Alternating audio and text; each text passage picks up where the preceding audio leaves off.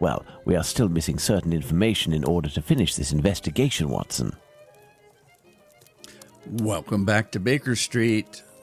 Watson and Sherlock, they have this board here that we need to determine a motive with.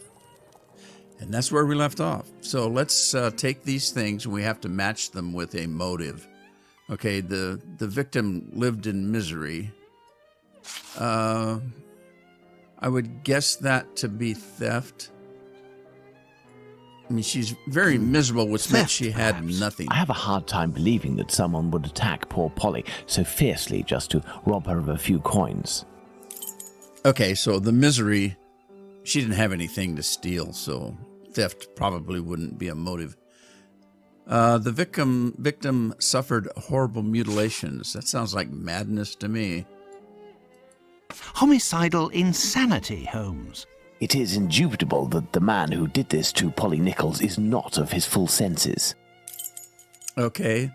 Resentment can lead to irreparable acts. That sounds like vengeance. Revenge, Holmes? Revenge could be a possible motive, but with one small reservation. We have reason to believe that the victim considered her murderer to be a typical client. All right, now the things we have left are love and black magic. And we've got credible motive, even if it's in a field that Sherlock doesn't know.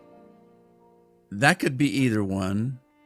The victim was an occasional prostitute without family ties. I would think that would be the love. And, you know, you might look at that one, that field that Sherlock doesn't know. He knows about love. It's black magic he probably doesn't know anything about. A personal drama. Love can certainly lead to many a drama, but we have to consider the fact that the victim didn't know her attacker. All right, so then that's the last one. Black magic? I'm not terribly interested in the occult or black magic. Let's give the benefit of the doubt to this motive.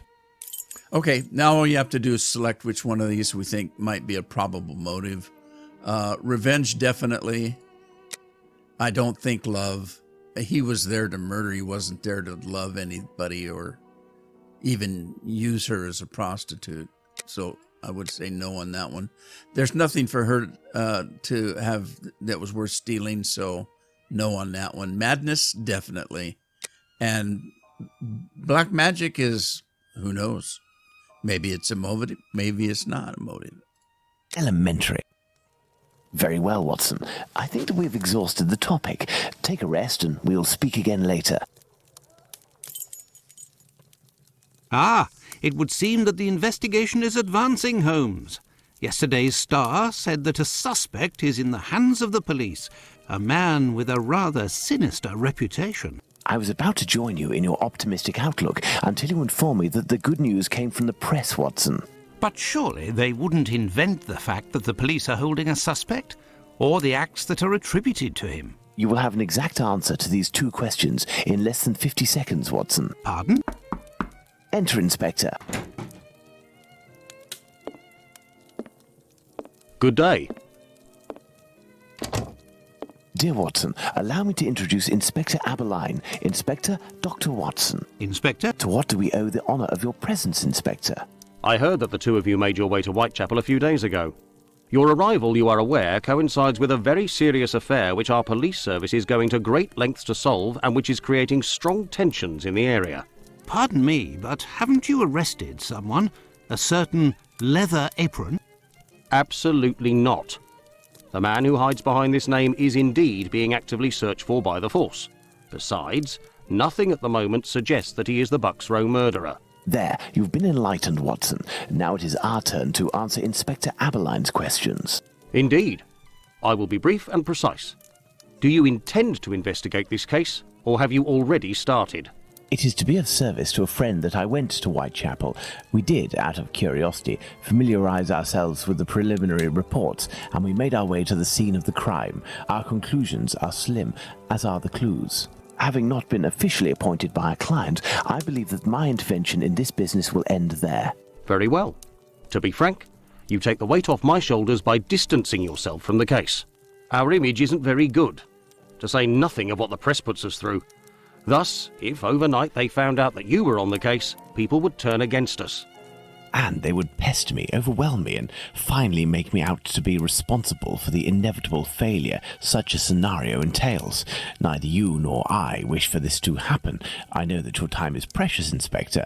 I will send you a note regarding my conclusions shortly. With pleasure. Gentlemen?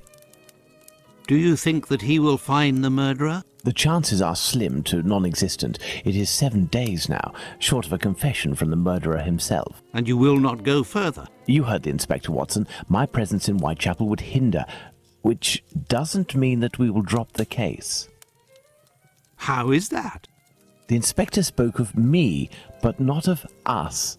It is you, Watson, who will lead the investigation tonight. It is you who will bring to the police station the little note that I will write regarding our conclusions.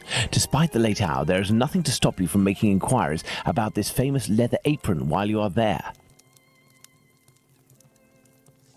All right, so we're controlling Dr. Watson. All right, we got new newspaper information. Leather apron. The sense of fear which the murder of the unfortunate woman Nichols has thrown over the neighborhood, and especially over her companions, shows no sign of decreasing. A number of the street wanderers are in nightly terror of Leather Apron. One of our reporters visited one of the single women's lodging houses last night. It is in Thrall Street, one of the darkest and most terrible-looking spots in Whitechapel. The house keeps open until 1 o'clock in the morning, and reopens again at 5. In the house nightly are 66 women who get their bed for 4D. The proprietor of the place, who's also owner of several other houses of a similar character in the neighborhood, told some gruesome stories of the man who has now come to be regarded as the terror of East End. Night after night, he said, had women come in a fainting condition after being knocked about by Leather Apron. He himself would never be out in the neighborhood after 12 o'clock at night, except with a loaded revolver. The terror, he said, would go to a public house or coffee room and peep in through the windows to see if a particular woman was there. He would then vanish, lying in wait for his victim at some convenient corner, hidden from the view of everybody. The police are making efforts to arrest him, but he constantly changes his quarters. Some of the unfortunate women state that he is now in one of the low slums in the borough. One of them said that she saw him crossing London Bridge as stealthily as usual, with head bent, his skimpy coat turning up about his ears and looking as if he were in a desperate hurry. The hunt for Leather Apron began in earnest last evening. Constables 43 and 173, J Division, into whose hands Leather Apron fell on Sunday afternoon, were detailed to accompany Detective Enright of the J Division in a search through all the quarters where the crazy Jew was likely to be. They began at 10:30 in Church Street in Shoreditch, rumor having located that the suspected man was there. They went through lodging houses, into pubs, down side streets, through their bull's eye into every shadow, and searched the quarter thoroughly, but without result. The hunt continued. Later, down in the Brick Lane neighborhood, Florendon Lane being Leather Apron's preferred lodging place lately. He was not found here, however, and the search, which then took the direction of the London hospital, resulted in nothing. It is the general belief that the man has left the district. The clue furnished by the woman who denounced the man on Sunday is a very unfortunate one. Her offer to prove by 2 women that Leather Apron was seen walking with the murdered woman in Baker's Row at 2 o'clock last Friday morning is the most direct bit of evidence that yet has appeared. His conduct on Sunday was as usual. He never answers a question when it is put to him, and only speaks under strong compulsion. Mike, the grocer in George's Yard, dwelt a long time last evening on this peculiarity. He knows Leather Apron very well, and has known him for 6 years. He said that the man is unquestionably mad, and that anybody who met him face to face would know it. That his eyes are never still, but are always shifting uneasily, and he never looks anybody in the eye. Leather Apron used to live in the lodging house around the corner from the grocery, and was turned out of there some months ago with an order not to return. The lodging house is a few doors below the model doorway in which the Turner woman was found with 39 stabs. Okay, so that's the lodging house that we've been to. All right, let's head out. Now, first destination is to the police station because Holmes gave us a letter with his conclusions. Well, if I follow Holmes's instructions, then to begin my investigation into this Leather Apron, I must first head to the police station.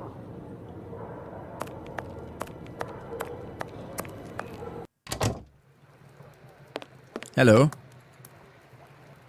Good evening, sir. What do you... I know you. You were here last week with Sherlock Holmes. Yes. As a matter of fact, I've got a message from him. Indeed. I have come to bring a message from Sherlock Holmes for Inspector Aberline. Very well, I will pass it on. But come to think of it, someone was asking about you recently. Finley, the caretaker of some shady boarding house nearby. Does that mean anything to you? Ah, perhaps. All right. I'd like to hear about Leather Apron. Actually, I read in the Star that you have arrested a suspect called Leather Apron. You shouldn't believe what you read in that rag, sir. The man is being hunted, but we have yet to get our hands on him, and we aren't close to it either. Why ever not? Bah, he's a specialist in the streetwalker racket. These girls make pitiful witnesses, and we don't inspire confidence. Furthermore, the man seems to be pretty discreet lately. Someone must be helping to hide him. Okay. How do we find him? How to get on his trail, then? One of these girls would have to confide in us and give a valid description of the man. Then we'd ask around the journeymen, who use aprons, I imagine. All right. Thanks. Well, goodbye. I must go to Finley's boarding house. All right. Now, if I remember, that was around the corner.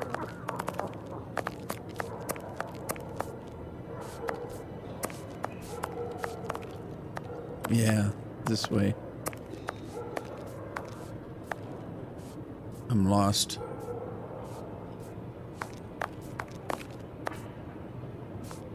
Here? Here we go. Mr. Finley. Good evening, Finley. Oh, good evening, sir. Aren't you the gentleman who was with the great detective the other time? That is indeed me, Dr. Watson. We've been to the police. Tell me, Finley, I was told that you were looking for us at the police station. Indeed, I wanted to thank you for last time, you know. That vagrant has never set foot round mine again. I even found a tenant, one who pays his rent, I mean. A new tenant, eh? You don't seem very happy, but you were lucky to have found a good tenant so quickly. It's just that this man is very strange. He paid several days in advance and I gave him a key to the place. Since then, he goes out every night and returns at ungodly hours. I'm sure he goes to visit the ladies, but still, every night. And when he moved in, something must have broken in his case and stank up the stairs in his room for 2 days. I think it was a jar. It must be over there. What about this Leather Apron? Tell me, have you heard talk of Leather Apron? By the papers, that's all. This man seems very sinister. Do you know any journeymen who use this type of apron? The slaughterhouse butchers, I believe, but definitely the cobblers. I know one, old Isaac Solomonovich. His workshop is on a small street in the Jewish community, across from the hospital. He's a good man. He can help you. But you know, the people there are very close and don't share much with non-Jews. All right. Thanks. Thank you, Finley. At your service, sir. Now let's go take a look at this bottle. This odour is very strong indeed, but the whole neighbourhood as such has a dreadful stench. Finley might have an idea as to what this jar that contained. What do you want, Doctor? Can you tell me about this jar? You're right, the pieces of the jar that your tenant broke do give off a strange smell. It's true. That's quite normal given his trade. Yes, and what would the trade be of your strange tenant? A doctor, like yourself, I believe. Dr. Tumbletea, a foreigner. Canadian, perhaps. Dr. Tumbletea. It might be interesting to know more about him. All right. We got more places to see. Thank you, Finley. At your service, sir. See you later. White, so they told us that we might want to talk to some ladies of the street. But he did say that they don't like talking and they normally don't know very much.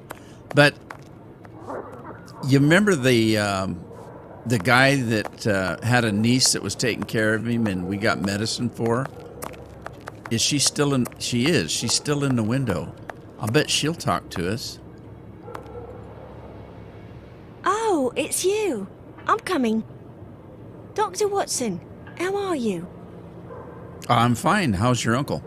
Well, and yourself? And how's your uncle? Oh, he sleeps a lot, but he doesn't seem to be suffering. Your medicine has worked wonders. Thank you again. It was the least I could do. I really wanted to ask her if Bob was her uncle. Can you tell me anything about somebody named Leather Apron? I have come to see you about a certain Leather Apron. Have you heard of him? Oh, yes, of course. Terrible things are said about that man. Have you ever come across him? Goodness gracious, no. But I know that he has threatened and taken many girls in my situation. I don't know what more I can say, but Bella would be able to tell you some. Who's Bella? Who is Bella? Bella Pullman. She's the landlady of the place where I could take you there if you like. Please do. She's a madam. It's me. It's Lucy. This gentleman would like to speak to Bella. It's the doctor who helped me. I must leave to return to my uncle. Thanks again. All right, well, let's go in, see what we can find. Is this guy a guard or a bouncer? Out of the way, I don't like the look of you. Oh, really? I don't like the look of you. He talks funny.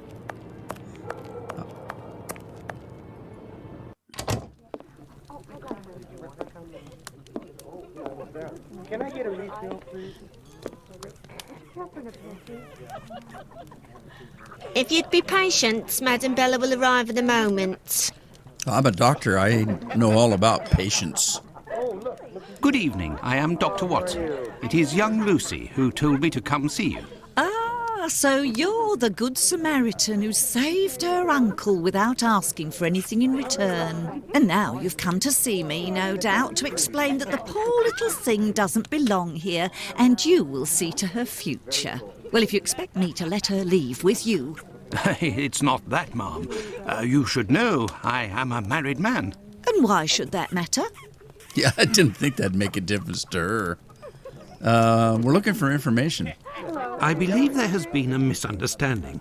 The reason that Lucy sent me here is that you may be able to give me some information about Leather Apron. Are you a doctor or a constable? I am most certainly a doctor, but I am acting in this matter in a private capacity, and I would like to find this man. Well, if you're able to rid us of him, I'll give you a week's worth of free passes. That man is a thorn in our sides. He spies on the girls in the streets and watches them inside the houses, spying through the windows.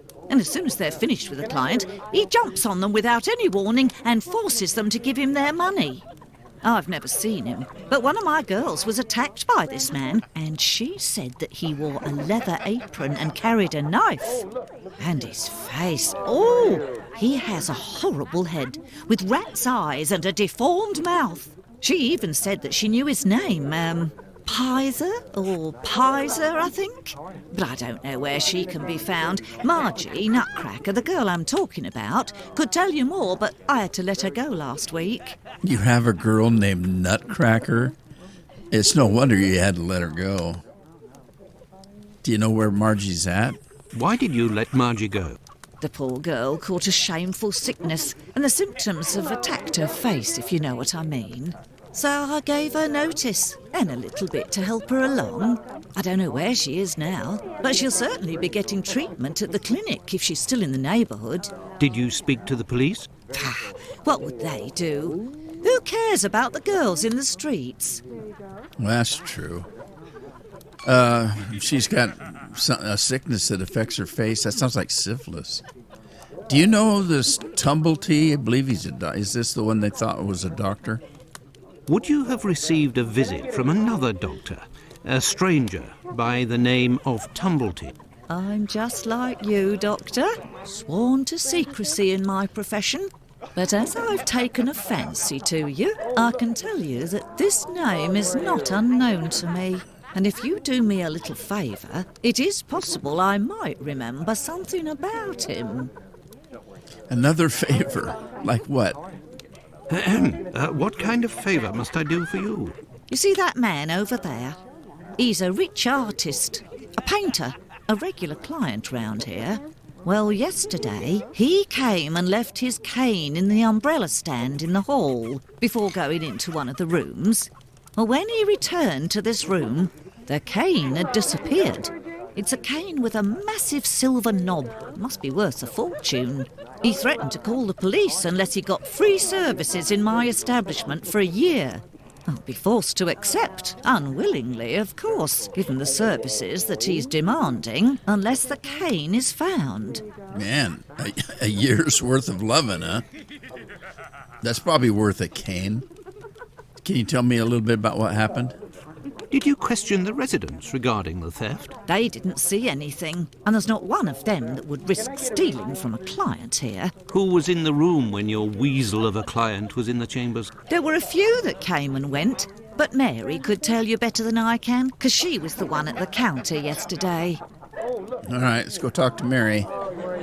Thank you, Ma'am. No problem, my angel.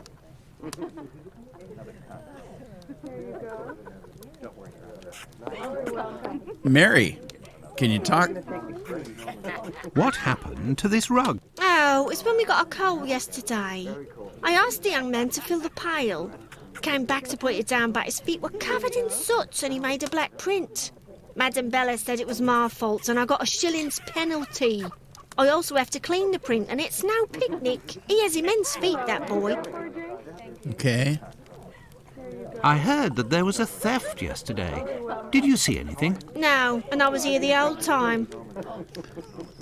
All right, can you tell me about the guy that was delivering the coal? Who delivers the coal? It's never the same person. I've never seen that lad before. Okay. So, do you watch the coat stand, or did you see anything yesterday?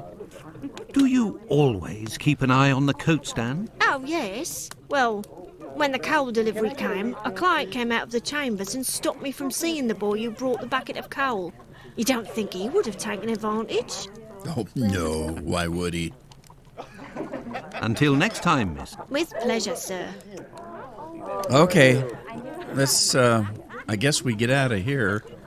Oh, we need to talk to this guy, don't we? Because we don't know anything about his stupid cane, and we told her that we'd find it for her. Good evening, sir. Good evening, my dear man. I was led to believe that you're a doctor. None of the residents of this establishment are among my patients, sir. Oh, you're not here as a doctor, but as a man, then. I understand. This is my kind of place, too. It's in these houses in Whitechapel that you find the girls that are the most natural And definitely the most docile. Your way of speaking about these women is not that of a gentleman, sir. What made you think he was a gentleman? Can you tell me about your cane? I heard that you were the victim of a robbery here. Oh, I'm not complaining. The loss of that walking stick will certainly bring me a very pleasant compensation. All right, well, I need to know something about your cane. What does your cane look like? The stick is ebony, about 35 inches long. The round knob is made from chiseled silver with a ring around the middle of the same workmanship, just like the tip, for that matter. If you find it, don't tell a soul. Keep it for yourself. Got it? Well, that's... he wants a year's worth of the exercise, they call it. Well, goodbye, sir. Goodbye. Or until next time. And good evening.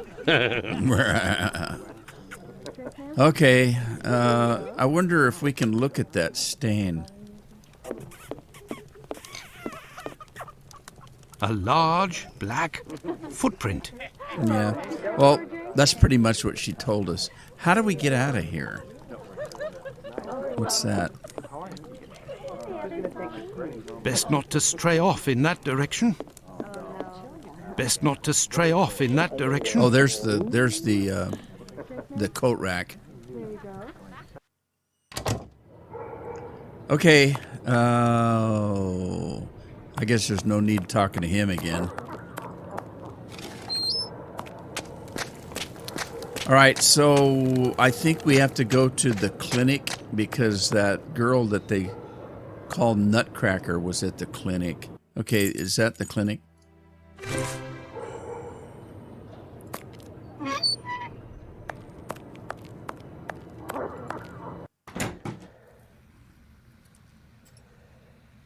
Oh, look. Black footprints and a... Is that a coal furnace? These footprints are the same as those found on the rug at the brothel. Well, that's a quinky dink. Let's talk to the doctor. Good evening, Doctor. My name is Dr. Watson. Pleased to meet you. Good evening. I am Dr. Gibbons. Likewise. Okay. I'm here to talk about Margie. I have come to see you about one of your patients. Margie goes by the nickname Nutcracker, who gets her prescription from the clinic. She's a lady of the night and is afflicted with a venereal disease. I know who you're talking about.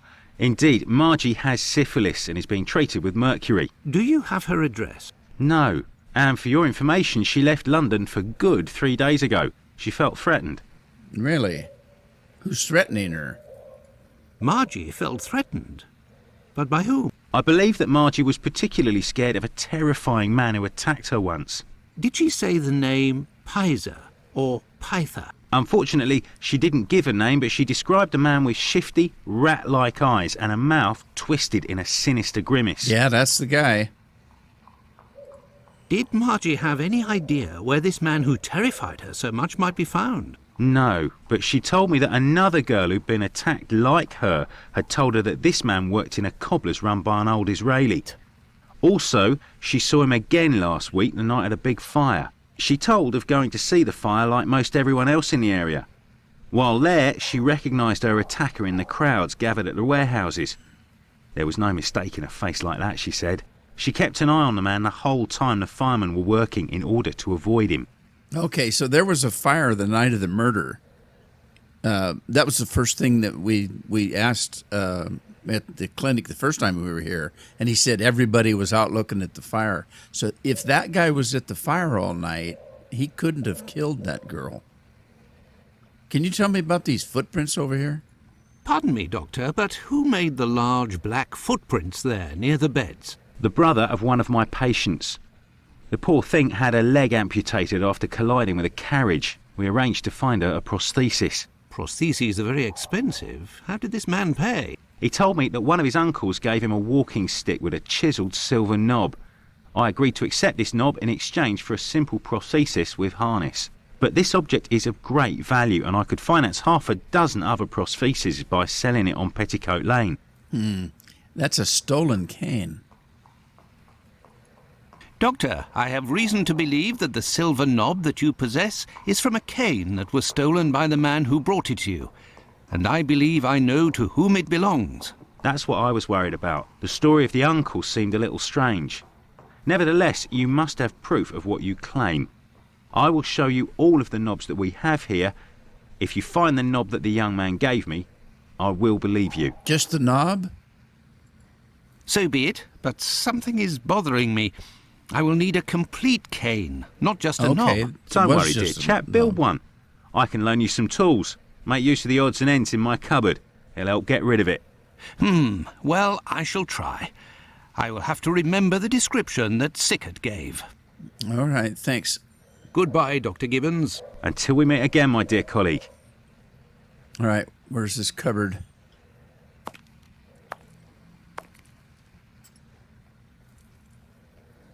Oh, in the back.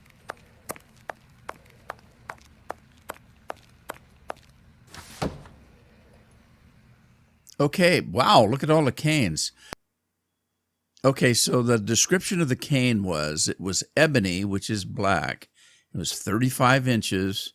It had a silver knob that was done by a jeweler or a smith, and that the tip and everything else was of the same pattern.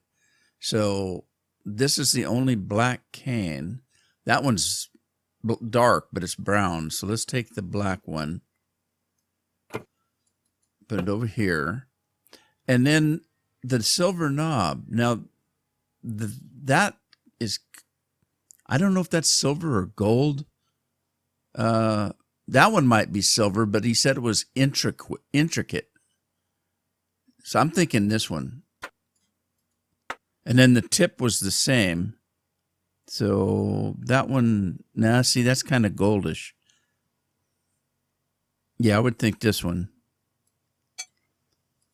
And then there's some kind of thing in the middle. Okay, look at that pattern right there. Doesn't that look the same? And like this one, I'd say that one right there. There, all done. Holmes couldn't have done better himself. True. Well, especially since... What can I do for you, my dear colleague? Okay, I got the knob. I believe I found the knob from the stolen cane, which I succeeded in putting back together. That's the one. And yet I cannot give it to you, Doctor. I will only return it to the police, and only if there is an official complaint against me. Would there be a way to convince you to give me the cane? Find me a dozen solid adjustable harnesses for wooden leg prostheses, and it's yours, Doctor. Okay, I guess that's fair. But it's another journey for me. Goodbye, Dr. Gibbons. Until we meet again, my dear colleague. All right, we're out of here. I guess we'll go to that Cobbler's. This interview with the doctor revealed an important fact. Leather Apron could not be the Bucks Row murderer. According to Margie, the villain passed most of the night of the crime at the fire. He could not have been at the scene of the murder at the moment it was committed. He is, nonetheless, a dangerous character. All right, well, we've got our marching instructions. We need to go find this cobbler. But I think that's a story for another day. We're going to take a break here, and I hope to see you in the next episode. Ta-ta for now.